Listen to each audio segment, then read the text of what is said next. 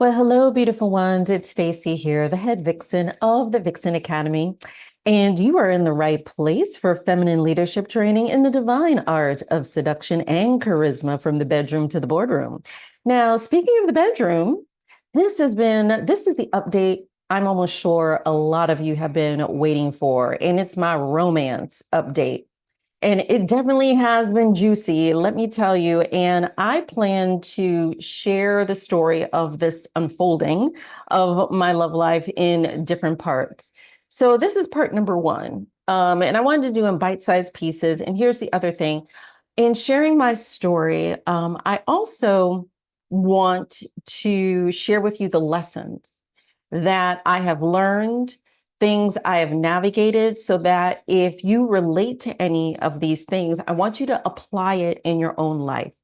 Because as you know, I'm a teacher and a trainer at heart. And so this is what I like to do. And before I get to all the good stuff, because many times that's all people hear is the good stuff, but you don't hear about the road that you have to travel in order to get to the good stuff. And so this is what I want to share is that road that I have traveled so you can understand a little bit deeper about the good stuff and how you can experience that also for yourself. So the first thing in terms of what I experienced were there were these signs that were coming up and repeatedly that were coming up. And the signs were really showing me that I was ready for a shift and a change when it came to love.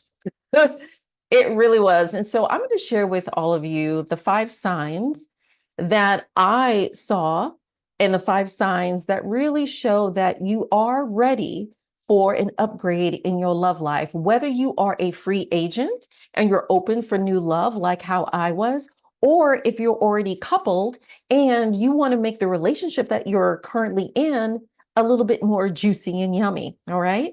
And so it's for either and all situations.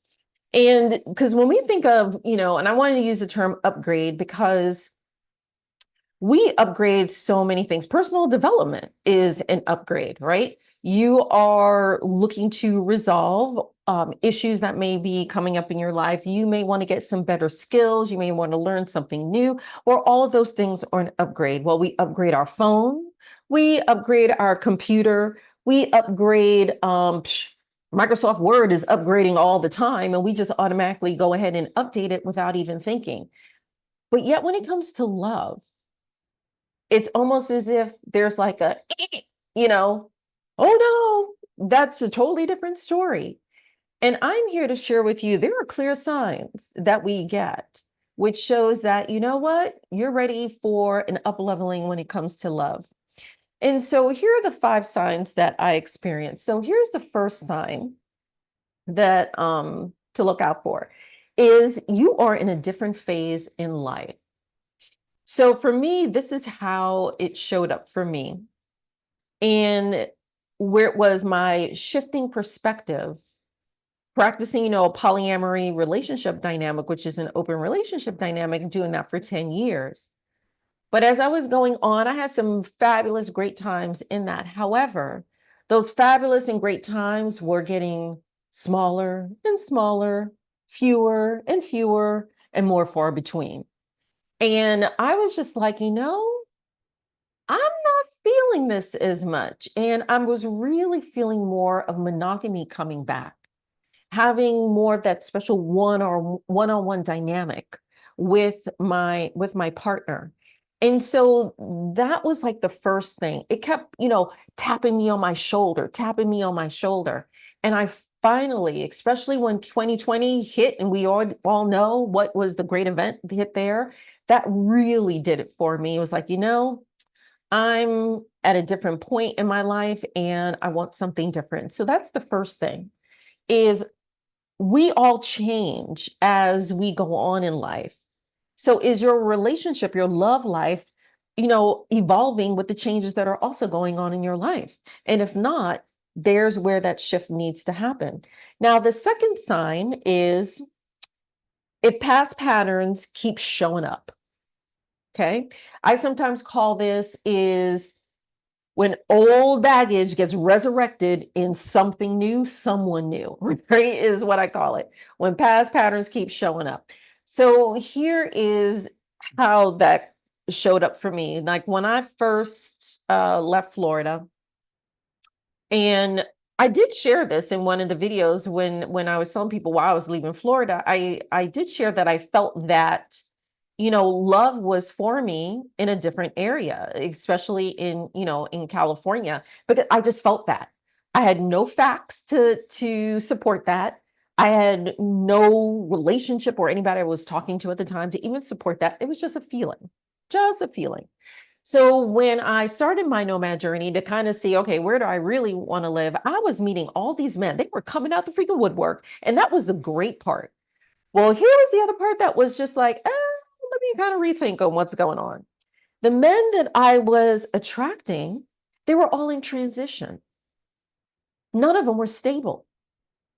And I said to myself, I was like, that is quite interesting. And instead of like projecting on them, I said, okay, Stacey, but wait a minute. You are being a nomad right now.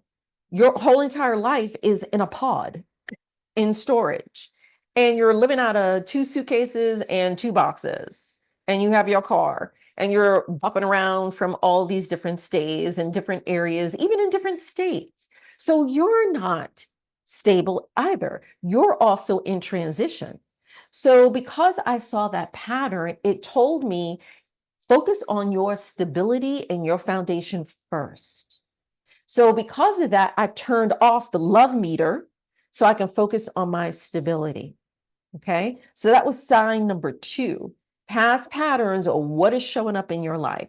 Sign number 3, if loving someone hurts you emotionally and mentally. And in this instance, I'm speaking actually of a family member, because all of you know, when it comes to romance and love, I I teach and I follow 3 strikes and you're out. I'll put a link so you can listen to that podcast so you can get more familiar with it. So when it comes to love and relationships, I follow 3 strikes, you're out. It's stellar. It's helped me all the time. So this one here that I'm talking about, when loving someone hurts you emotionally and mentally, especially if it's someone that is a part of your life and you cannot disconnect them from your life. Okay. And this is what I'm talking about here, because those situations, those relationships are very sticky.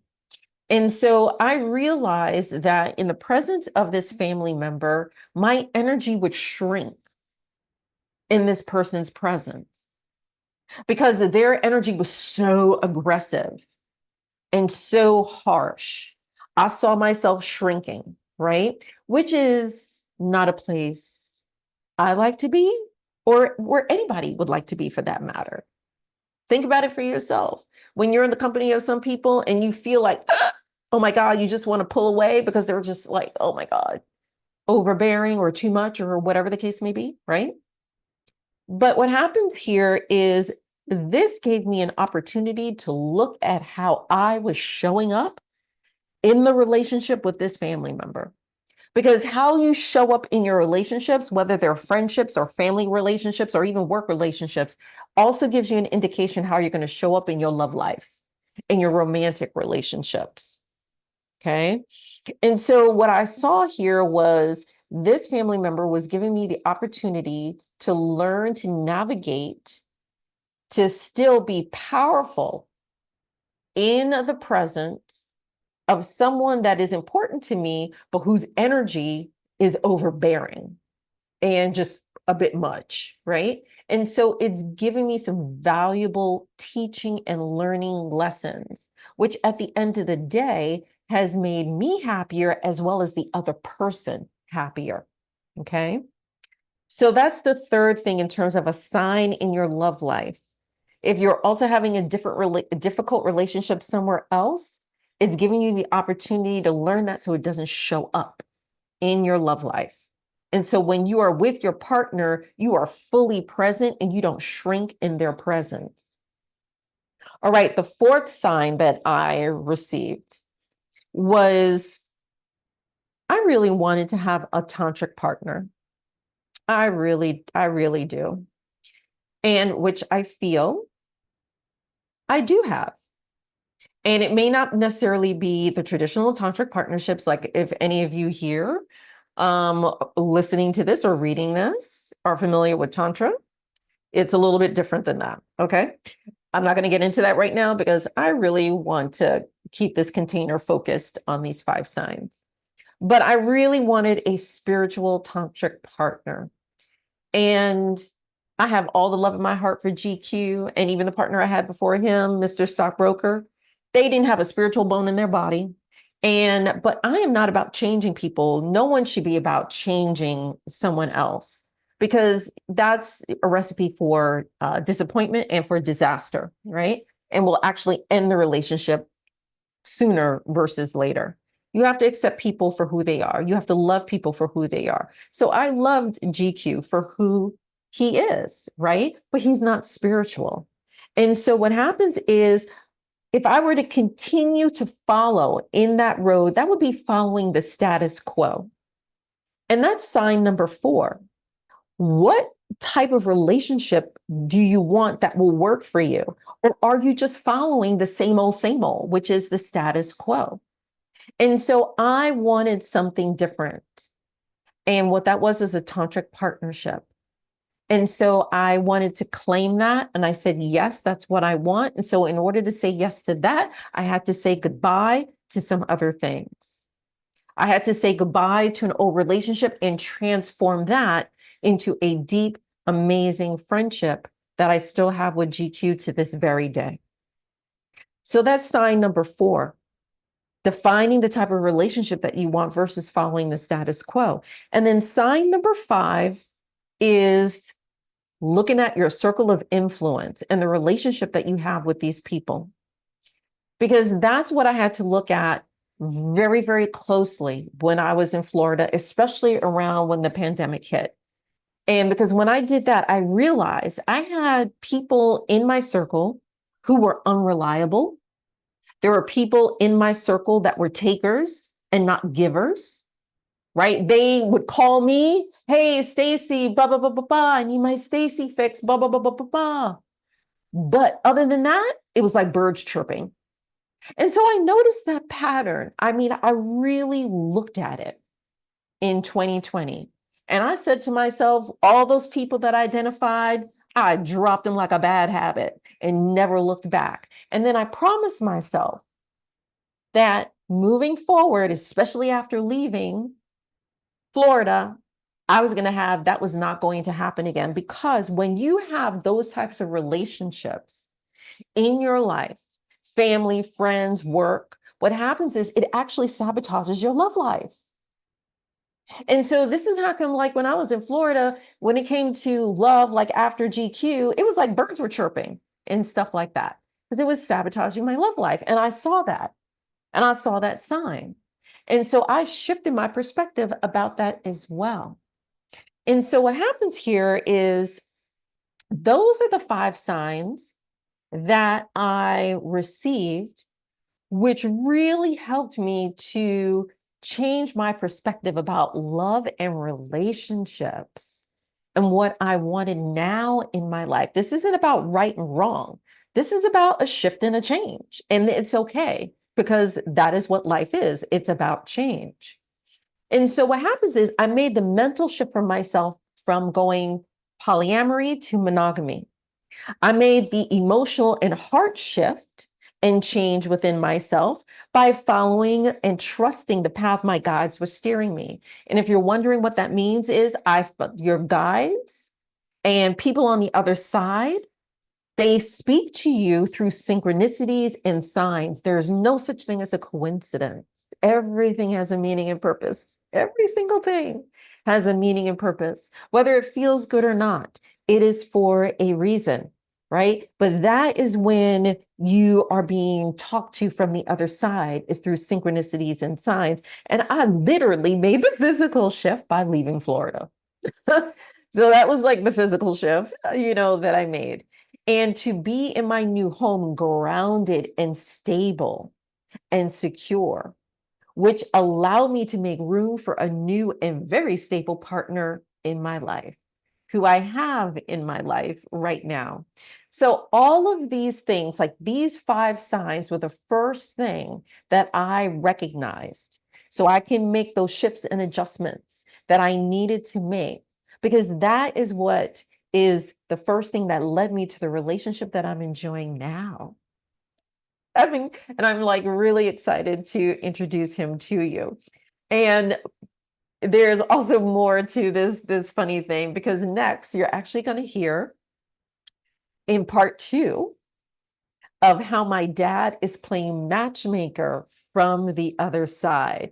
And this is freaking hilarious when I tell you this. Oh my goodness. So yes, I'm past all of funeral drama that I can have. Let's make it next time another 20 years from now. Nothing anytime soon, because I am ready to get into juicy joy and juicy love, right? And so next you're going to be hearing about how my dad is playing matchmaker from the other side and the hilarious story there. So to complete with you for today, here are a couple of things I would love for you to contemplate, to see how these 5 signs are showing up in your love life, whether you're a free agent or whether you are coupled. Okay. So, yes, even if you're coupled, because every relationship has room to be a little bit more juicy and a little bit more yummy and a little bit more joyful. So, here's the first thing I want you to do, everybody. I want you to currently rate your love life happiness, whether you're a free agent or if you are currently coupled. And I want you to rate that on a scale of 1 to 10. 1 would be you are extremely unhappy, and 10 would be you are flying high as a kite in your love life, right? So I want you to rate that on a scale of 1 to 10. Do not think about it, just write down a number very quickly, okay? So now that you've done that, here's the next thing I want you to contemplate on. How many of these signs, or how many of the 5 signs, have shown up in your love life? How many of those 5 signs? So if you're a free agent, how many of those 5 signs are repetitively showing up and maybe sabotaging, right, the love that you say that you want? And if you are coupled, how many of those 5 signs are showing up in the relationship that you have right now with your partner? And if it's causing struggle, or if anything could be a little bit juicier. All right. And I want you to be honest with that, because all of this is to make you happier. And when you are happy, the relationships that you're in, the love life that you're in, is going to be happier. And then the next thing I want you to contemplate on is, are you willing to make a shift on your perspective? If yet, to what? So I shared what I was able or willing to shift in my love life story. What are you willing to shift? And if you're not willing to shift, that means you're comfortable with your status quo. The question would be why, especially if you're not totally happy in your relationship. So I would say this: if you gave your love life rating a 6 or lower, that would be, there is room for it to be a little bit more juicy, a little bit more yummy, and a lot more fun for both you and your partner. All right. So that's what I have for you today, everybody. I want you to go ahead and enjoy that, and to go ahead and stay tuned for part number 2, where I share how my dad is playing matchmaker from the other side. And with that, we are complete, and namaste.